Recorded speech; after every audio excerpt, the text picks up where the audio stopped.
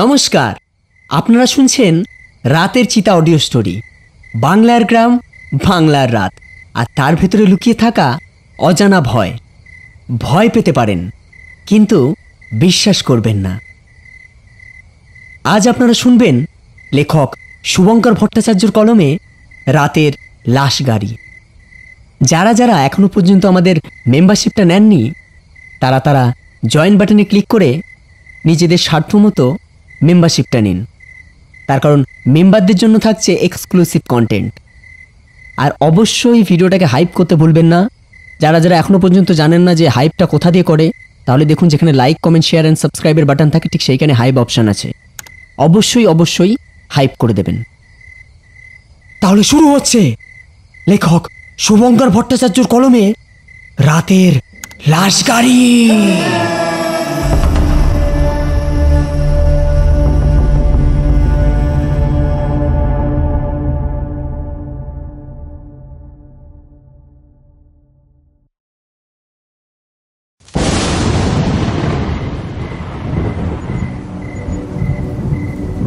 রবিন হাসপাতালে লাশ গাড়িটা রাখতেই যাচ্ছিল, ঠিক তখন আবার ওর ডাক পড়ল।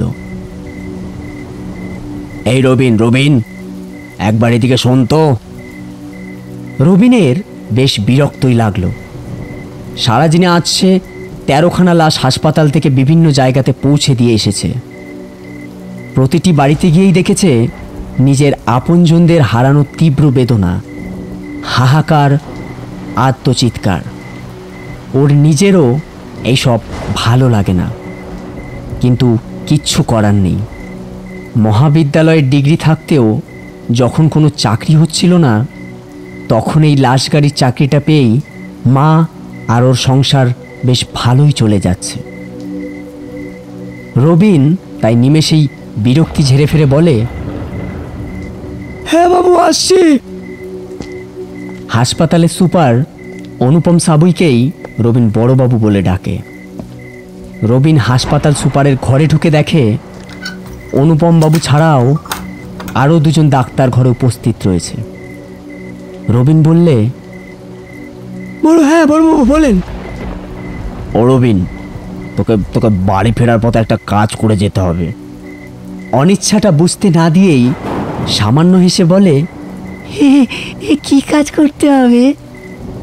কাজটা একটু গোপনেই করতে হবে তোকে। অনুপমের মুখের হাসিটা বিশেষ ভালো লাগলো না তার। একটা লাশ তোকে শ্মশানে গিয়ে পুড়িয়ে ফেলতে হবে, কিন্তু ওটার কোনো প্রমাণ নেই বা কোনো কাগজপত্র নেই, আর ওটাকে পোড়াবি দেবীতলার শ্মশানে।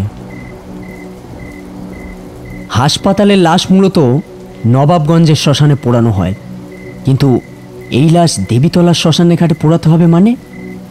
এই কথাটা শুনেই রবিন বেশ ভালোভাবেই ঘাবড়ে যায়। অনুপম রবিনের মুখ দেখেই সেটা ভালো করে আন্দাজ করতে পারে। চিন্তা করতে হবে না, তার জন্য তোকে অনেকটা বেশি করে টাকা দেব। লাশটা যে কোন মানুষেরই তা আর রবিনের শিক্ষিত মাথাতে ঢুকতে অসুবিধা হলো না। আরে বাবু, বেওয়ারিশ লাশ কি? কিন্তু বেওয়ারিশ লাশের তো ডকুমেন্ট থাকে, এবং সেই লাশের সন্ধান করতে ওই 15 দিনের মধ্যে যদি কেউ না আসে, তাহলে সেটাকে পুড়িয়ে ফেলা হয়। তবে তাতে কোনো ডাক্তার পোস্টমর্টম কি করেছে? কোথায় পোড়ানো হয়েছে, কোনো লাশ গাড়িতে গেছে, সব কিছু নথিভুক্ত এবং সবার উপযুক্ত স্বাক্ষর থাকে। রবিনের এত সব জিজ্ঞাসাটা শুনে অনুপমের ভুরু কুঁচকে যায়। তোকে তো একটু আগেই বললাম রে, কাজটা গোপনে করতে হবে। তুই অত কথা জিজ্ঞাসা বা করছিস কেন? যেটা করতে বলেছিস চুপচাপ কর, নাহলে চাকরিটা গেলে কি ভালো লাগবে? অনুপমের এমন হুমকি ভরা কথা শুনে রবিনও চুপ হয়ে গেল। সত্যিই তো, ওর অত জিজ্ঞাসা করে লাভটাই বা কি? আর চাকরি চলে গেলে মাকে নিয়ে ভীষণ সমস্যাতেই পড়তে হবে ওকে। তাই অগত্যা বেশি কৌতূহলী হওয়াটা ঠিক নয়, এটা মনে করেই রবিন বলে, আগে না বড়বাবু, হ্যাঁ আমি এমনি জিজ্ঞাসা করছিলাম। আচ্ছা ঠিক আছে, হয়তো প্রশ্ন করার জন্য দুঃখিত। ঠিক আছে, এই জন্যই তো তোকে এত ভালো লাগে আমার। শিক্ষিত ছেলে তো, তাই তুই তাড়াতাড়ি ভুলটা বুঝে যাস। আচ্ছা যাক, বাদ দে, কাজের কথায় আসি। হাসপাতালের মর্গে দেখ একটা লাশ রাখা আছে, তুই আর মাধব মিলে লাশটাকে তুলে নে। তবে হ্যাঁ, মাধবটা কিন্তু একটু মাথা মোটা, ওকে বিশেষ কিছু বলার দরকার নেই। শ্মশানের ডোমকে বলে রাখা আছে, ওদিকে অসুবিধা হবে না। তবে নিঝুমপুরের শ্মশানে নিয়ে যাবি না কিন্তু। বড়বাবুর কথাগুলি শুনে রবিন কেবল বলল, হ্যাঁ আচ্ছা বাবু, আচ্ছা বাবু। এইটুকু বলে সে এগিয়ে চলল। আর শোন, মাধবটা বড় কথা বলে কিন্তু, ও জিজ্ঞেস করলে বলবি হাসপাতাল থেকেই শ্মশানে নিয়ে পুড়িয়ে ফেলতে বলেছে, আর তুই সব কাগজ দেখে নিয়েছিস, ঠিক আছে? তবে হ্যাঁ, কাজটা শেষ হলে ভুলে যাবি যে অমন একটা কাজ করেছিলি তোরা। এই যে টাকাটা তোকে দিলাম, এর থেকে মাধবটাকেও ওর ইচ্ছা মতন দিয়ে দিস। রবিন এবারও কেবল ঘাড় নাড়ল। ঘর থেকে বেরোতেই যাচ্ছে, পিছন থেকে বড়বাবু ওরফে অনুপম সাবুই আবার ডেকে বলে, রবিন, আমি আবারও বলছি, কথাটা যেন পাঁচ কান না হয়, আর যদি হয় তাহলে কিন্তু তোর কপালে অনেক দুঃখ আছে, এই বলে দিয়ে গেলাম। আগে চিন্তা করবে না বাবু। রবিন বড়বাবুর ঘর থেকে বেরিয়ে হাসপাতালের করিডোরে দেখে মাধব দাঁড়িয়ে। রবিনকে দেখেই মাধব এগিয়ে এসে বলে, এ কি রে বাবু, ডাকছিল কেন রে? এ আমি তো বাড়িও যেতে পারলাম না। একটা বেওয়ারিশ লাশ পোড়াতে শ্মশানে নিয়ে যেতে হবে এই বৃষ্টির মধ্যে এত রাতে। না জানি কিভাবে মরেছে কে জানে, কি ঝামেলা রে বাবা। রবিন বেশ ভালো রকমের টাকা মাধবের হাতে গুজে দেয়। বাহ বাহ, বেশ ভালোই টাকা বড়বাবু দিয়েছে তো। বিশেষ কাজ মনে হচ্ছে, তাই না? অত জেনে তোর কোনো লাভ নেই। তোর আর আমার কি লাভ বল? টাকা দিয়েছে, কাজটা করব আর বাড়ি চলে যাব। চল চল চল, আর সময় নষ্ট করিস না, হাসপাতালে মর্গে যাওয়া যাক। রবিন আর মাধব হাসপাতালের মর্গের দিকে যেতে শুরু করে। একটা লম্বা করিডোরে একদম শেষে হাসপাতালের মর্গটা। এইদিকে রবিন আর মাধবের মতো কারোর দরকার না হলে সচরাচর আসে না। করিডোরের লাইটগুলি একবার জ্বলছে, একবার নিভছে। রবিন আর মাধবের অবশ্য দীর্ঘদিন থাকতে থাকতে এইসবে এখন আর তেমন কিছু হয় না। রবিন মর্গের দরজা ঠেলে ভিতরে ঢোকে, পিছনেই মাধব। ঘরটার মধ্যে কেমন একটা পচা গন্ধ। অনেক দিনের লাশ ঘরে থাকলে যেমনটা হয়, ঠিক সেই রকম।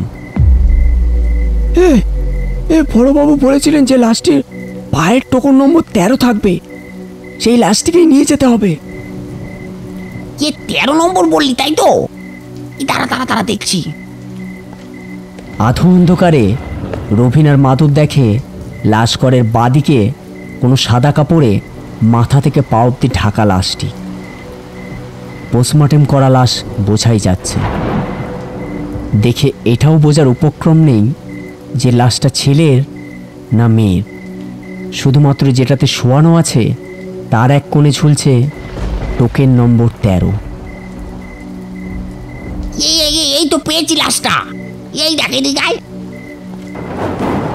মাধব আর রবিন এগিয়ে যায় লাশটির দিকে। কি জানি কোন বাড়ির লোক, বেওয়ারিশ লাশ হিসেবে পোড়াতে হবে। পরিবারের লোকও শেষ দেখা তো দেখতে পাবে না। হায় রে, কি কপাল। হে মাধব, এই একটা জিনিস খেয়াল করেছিস? কি রে? যে সাদা কাপড়টা দিয়ে লাশটা মোড়ানো, তার গলার জায়গাটাতে কেমন একটা রক্তের ছাপ। মাধব কিছু সময় ওদিকে তাকিয়ে, ঠিকই বলছিস তো। বেওয়ারিশ লাশ মানে 15 দিনের পুরনো লাশ হলেও তো এমন টাটকা রক্তের দাগ হওয়ার কথা নয়। এই রবিন, একবার লাশটার শরীর থেকে সাদা কাপড়টা সরিয়ে দেখবি। মাধবের এই কথাগুলি বলার পরেই বড়বাবুর কথাগুলি মাধবের কানে বাজে। কাজটা একটু গোপনে করতে হবে তোকে।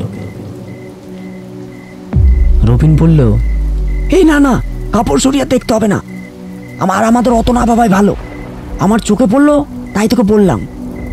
বরং যে কাজটা দিয়েছে সেই কাজটা তাড়াতাড়ি সেরে ফেরি। তা অবশ্য ঠিক বলেছিস ভাই। তুই এক কাজ কর, তুই মাথার দিকটা ধর, আমি পায়ের দিকটা ধরি। হুম, তাই করি, ধর তো। রবিন আর মাধব মৃত লাশটা ধরাধরি করে টেনে নিয়ে যেতে থাকে বাইরের দিকে, লাশ গাড়িতে তোলার জন্য। এই শরীরটা কেমন ভারী লাগছে না রে রবিন? হ্যাঁ, আমারও তাই মনে হচ্ছে। মনে হচ্ছে মানে? মনে হচ্ছে মানে আবার কি রে? তোর কাছে তো পোস্টমর্টমের সব কাগজই আছে। রবিন এবার বেশ থতমত খেয়ে যায়। এই লাশটাকে যে গোপনে পোড়াতে বলেছে বড়বাবু, তা তো আর মাধব জানতো না। কি রে, তুই চুপ হয়ে রয়েছিস কেন? আগে লাশটা গাড়িতে তুলি, তারপর তোকে বলছি। শরীর নাড়া পড়াতেই চাদরের রক্তের দাগ আবার গাঢ় হয়ে ওঠে। এ রবিন, এ দেখ সাদা চাদরে রক্তের দাগটা কেমন বেড়ে উঠেছে। রবিন কেবল সেদিকে একবার তাকালো, কিন্তু কোনো উত্তর দিল না। পরিস্থিতি ওর খুব একটা সুবিধের মনে হচ্ছে না। তাও মাধব যেন বেশি ঘাবড়ে না যায়, তাই বলল, এই লাশটা নাড়া পড়েছে না, তাই হয়তো অমন হচ্ছে। কোনো মতে দুজন ধরাধরি করে লাশটাকে লাশের গাড়ির পেছনে তুলল। গাড়ি চালু করতেই রবিন মাধবকে বলল, এই লাশটা দেবীতলার ঘাটে পোড়ানো হবে। দেবীতলার ঘাটে? নবাবগঞ্জের ঘাটে পোড়ানো হবে না কেন? আরে বড়বাবুই বলেছে লাশটা দেবীতলার ঘাটে পোড়াতে। আসলে এই লাশটার কোনো কাগজ নেই রে, এটাকে বেশ গোপনেই পোড়াতে হবে, তাই তো দেবীতলার ঘাটে পোড়াতে বলেছে। আর এর জন্যই তো টাকা বেশি দিয়েছে রে। আমিও তাই ভাবছি, বুঝলি। না হলে ওই বড়বাবু, ওই মোটা মালটা, ওই আধখোকরোর বেটাটা এতগুলো টাকা দেওয়ার তো মানুষ নয়। মালটা টাকা খেয়ে খেয়ে না ওর পেটটা দেখেছিস কেমন মোটা হয়েছে। এই চল চল, আর সময় নষ্ট করে লাভ নেই, রাত বাড়ছে, কাজটা ভালোই ভালোই সেরে ফিরে বাড়ি ফিরে যাই। এই রাতের বেলা আবার দেবীতলার শ্মশান ঘাটে যেতে হবে? ওই শ্মশানটা কিন্তু খুব একটা ভালো নয় শুনেছি। গাড়ি অন্ধকারের পর্দা ভেদ করে এগিয়ে চলল দেবীতলার শ্মশানের ঘাটের দিকে। চারিদিকে শুনশান রাস্তা, দুই পাশে ধুধু মাঠ, তার মাঝখানে কাঁচা রাস্তার মধ্যে দিয়ে লাশ গাড়ি এগিয়ে চলেছে তার গন্তব্যের দিকে। বেশ কিছু সময় ধরেই হাওয়া দিচ্ছিল, এবার বেশ জোরেই বৃষ্টি শুরু হলো। দুজনের মুখে কোনো কথা নেই। মাধবের গাড়ি চালাতে চালাতে একবার গাড়ির সামনের কাছে চোখ পড়ে যেটা দেখে, ওটা দেখেই ওর বুকের কলিজা মুখ থেকে বেরিয়ে আসার জোগাড় দেয়। লাশবাহী গাড়ির পেছনের কাছে মুখ দেখা যাচ্ছে একটা মেয়ের, কিন্তু তার চেহারাটা স্বাভাবিক নেই। গলাটা ধারালো কিছু দিয়ে কেটে আলাদা করা হয়েছে, সেলাইটাও ঠিকভাবে হয়নি বলে, যার ফলে সেখান থেকে টুপ টুপ করে রক্ত বের হচ্ছে। সেই চেহারাটি একবার রবিন আর একবার মাধবের দিকেই দেখছে। চুল এলোমেলো, চোখের ক্রোধের আগুন। মাধব দুই চোখের পাতা বন্ধ করে দিয়ে জোরে গাড়ির ব্রেক কষে। কি করছিস? এমনিতে এত বৃষ্টি হচ্ছে, তার মধ্যে আবার জোরে গাড়ি থামালে দুজনেই তো বেগুলো মরতে হবে রে ভাই। মাধব ঢোকিলে পিছনের দিকে আঙুল দেখিয়ে কোনো মতে বলে, এই ভাই, কি লাল লাল লাল লাল লাল লাশটা উঠে আমাদের দিকেই তাকিয়ে আছে রে। লাশ জেগে উঠে আমাদের দিকে তাকিয়েছে মানে কি সব বলছিস? পেটে পড়েছে নাকি রে? রবিন সঙ্গে সঙ্গে পিছন দিকে তাকিয়ে দেখে সব স্বাভাবিক। তুই সত্যি না ভিতরই থেকে গেলি, কোথায় তো কিছু নেই। মাধব আস্তে আস্তে পিছনের দিকে তাকায়, সত্যিই তো কিছুই তো নেই। দাঁড়া, আমি একবার লাশ গাড়ির পেছন দিকে দরজাটা খুলে দেখে আসি। এই না না না না না না, যাওয়ার দরকার নেই ভাই, যাওয়ার দরকার নেই। রবিন তত সময়ে গাড়ি থেকে নেমে পড়েছে। লাশ গাড়ির দরজা খুলে দেখে রবিনের একটা বিষয় অবাক লাগে, তা হলো লাশটাকে যেভাবে শোয়ানো হয়েছিল এখন যেন উল্টো করে শুয়ে আছে। তাহলে কি উল্টো করে শুয়ে রেখেছিলাম? মনে তো পড়ছে না, তবে তাই হবে হয়তো, না হলে লাশটা উল্টোই বা হবে কি করে? আমিও যে কিসব ভাবছি। দূর দূর দূর। রবিন লাশ গাড়ির দরজা বন্ধ করার সময় খেয়াল করলো না যে একটা কাটা মুন্ডু লাশ গাড়ির ভেতরের লাশটার নিচেই পড়ে আছে, আর তার দিকেই দেখছে। লাশ গাড়ির দরজাটা বন্ধ হলে মুন্ডুহীন দেহটা ধীরে ধীরে উঠে বসে। রবিন এগিয়ে যায় গাড়ির সামনে। কিরে মাধব, এই মদ খাওয়ার সাথে আবার গাঁজা ভাঙ খাওয়া ধরেছিস নাকি রে?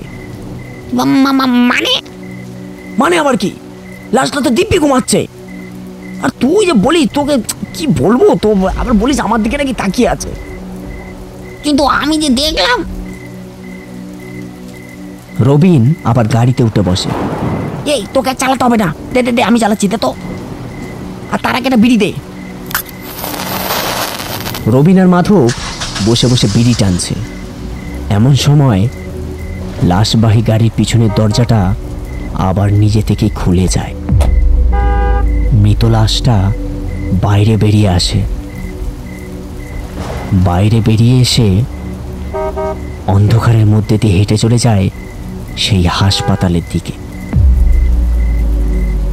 মাধবের আবার চোখ পড়ে লাশবাহী গাড়ির সেই কাচের দিকে, যেখান থেকে পিছনে কোনো গাড়ি আসছে কিনা সেটা দেখা যায়। সেখানে দেখে একটা কালো চেহারা অন্ধকারের মধ্যে দিয়ে উল্টো পথে হেঁটে চলেছে। চেহারাটিও যেন বুঝতে পারে মাধব ওকেই তো দেখেছে, তাই তো কেবল মাথাটা ওর দিকে ঘোরে। মাধব আবারও চোখের ভুল ভেবে চোখ কচলে আবার সেখানে দেখে, তত সময় চেহারাটি অন্ধকারে মিলিয়ে গেছে। অন্ধকারে আর কিচ্ছু নেই। তুর আজকে যে আমার কি হয়েছে কে জানে, চোখের পাওয়ার বেড়েছে মনে হয়। ভগবান,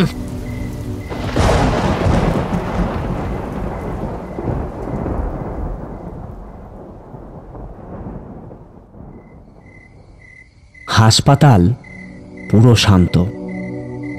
হাসপাতালের সুপার অনুপম তার কোয়ার্টারেই ঘুমিয়ে গেছে। ঠিক তখনই একটা কালো ছায়া ওর ঘরের ভিতরে এসে ঢোকে।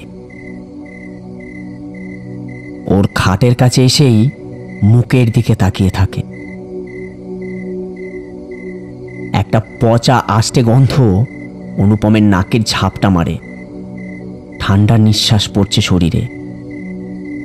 কাঁচা ঘুমটা ভেঙে যায় তার।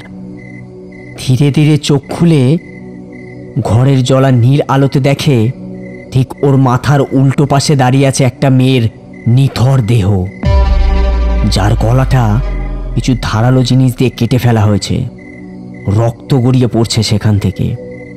অনুপম হরপে হাসপাতাল সুপার লাফ মেরে খাটে উঠে বসে। একই রাখি তুমি? চাপা খড়খড়ে গলাতে সে বলল, চিনতে পেরেছিস তবে? ভাবছিস যে যাকে লাশবাহী গাড়িতে করে বেশি টাকা দিয়ে দেবীতলার শ্মশানে পোড়াতে পাঠিয়েছিস সে এখানে কি করছে, তাই তো? অনুপম দৌড়ে গিয়ে দরজা ঠেলে বাইরে বেরোতে চায়। লাভ নেই, এখান থেকে আর বেরোতে পারবি না। আমাকে মেরে এত সহজে বেঁচে যাবি ভেবেছিস?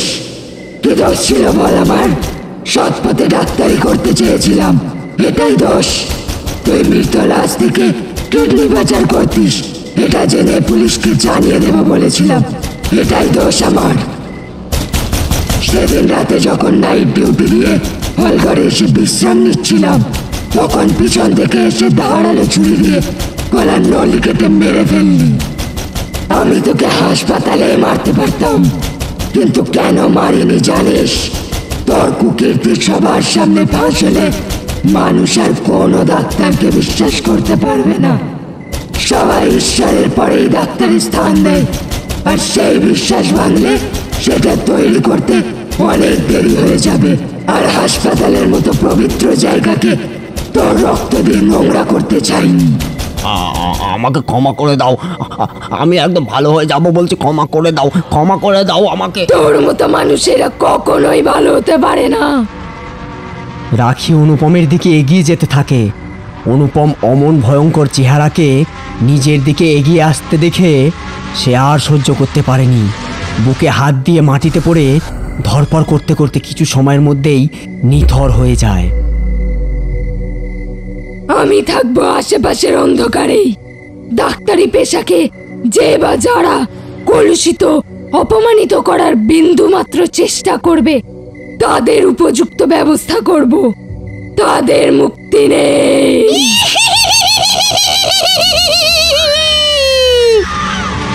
এই বলে রাখির চেহারা অন্ধকারে মিলিয়ে যায়।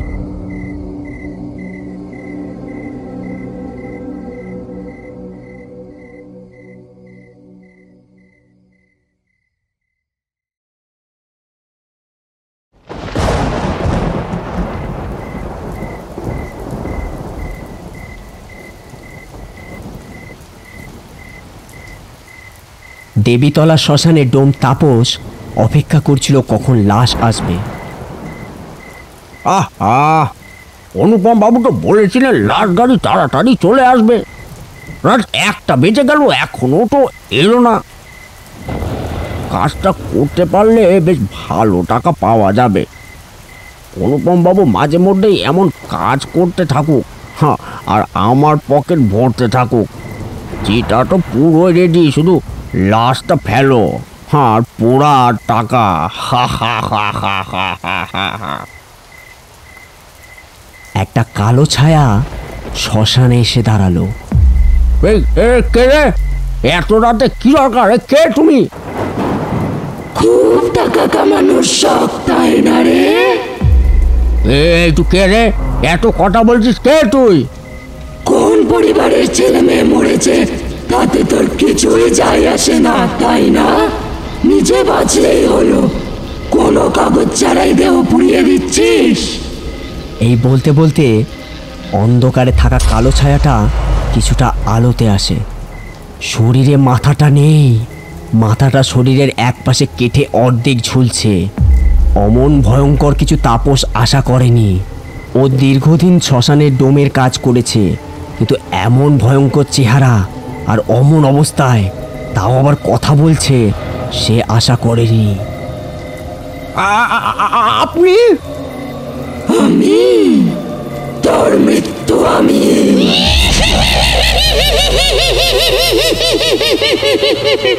তাপস দৌড়ানোর আগেই রাখির বিভৎস চেহারা এক নিমেষে তাপসের কাছে এসে ওকে চিতাতে ছুঁড়ে ফেলে আগুন জ্বালিয়ে দেয়। তাপসের তীব্র মৃত্যুর চিৎকার শোনার জন্য কেউ ছিল না। কিছু সময়ের মধ্যেই তাপসের দেহ ভস্মে পরিণত হলো।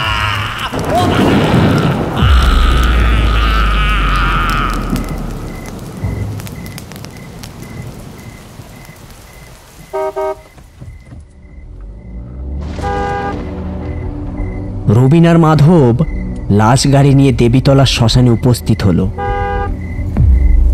এই চল চল, লাশ গাড়িটা থেকে লাশটা বের করে নে, পুরানো কাজটা করে ফেলি। এবার ওদের দুজনেরই অবাক হওয়া বাকি ছিল। লাশ গাড়ি থেকে নেবে পিছনে গিয়ে দেখে লাশ গাড়ির পিছনের দরজাটা হাট করে খোলা। আর তার থেকেও তাজ্জব বিষয় হলো ভিতরে কোনো লাশই নেই। এই লাশটা কোথায় গেল রে? এটাই তো বুঝতে পারছি না রে, লাশটা কোথায় চলে গেল? আমি তো তোকে প্রথমেই বলেছিলাম রে, আমি ভয়ঙ্কর দৃশ্যটা দেখেছি, তখন তো আমার কথা বিশ্বাস করলি না, এবার দেখি তো। রবিনের মুখ দিয়ে কোনো কথা বের হলো না। মাধব চল চল, আর এই শ্মশানে দাঁড়িয়ে থেকে লাভ নেই। কিন্তু বড়বাবু লাশের কথা জিজ্ঞাসা করলে? সেটা পরে ভেবে দেখা যাবে, এই বৃষ্টির রাতে পরিস্থিতি আমার সুবিধার মনে হচ্ছে না। রবিন আর মাধব লাশবাহী গাড়ি ফিরিয়ে নিয়ে যায়।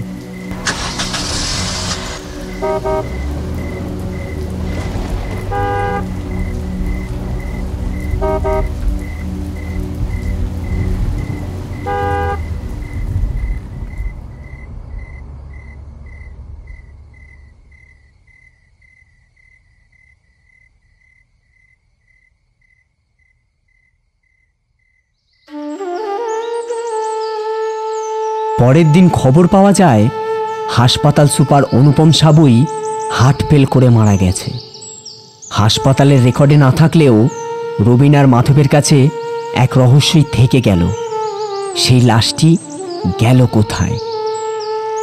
তবে জয় হলো ডাক্তারির। একজন ভালো সৎ ডাক্তার হারালেও অন্য এক লোভী ডাক্তারের মৃত্যুর মধ্যে দিয়ে ডাক্তারের প্রতি মানুষের যে শ্রদ্ধা, সম্মান, ভালোবাসা আছে সেটা অটুট রয়ে গেল।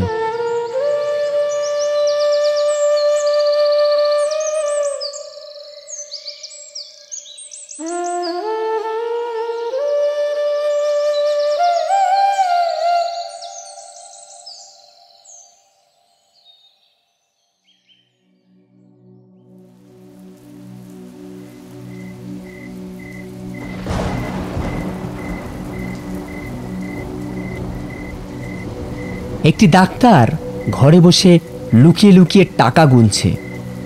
হঠাৎ ঘরের আলো নিভে গেল, আর পেছনে দাঁড়িয়ে আছে রাখির ভয়ঙ্কর চেহারা। তারপর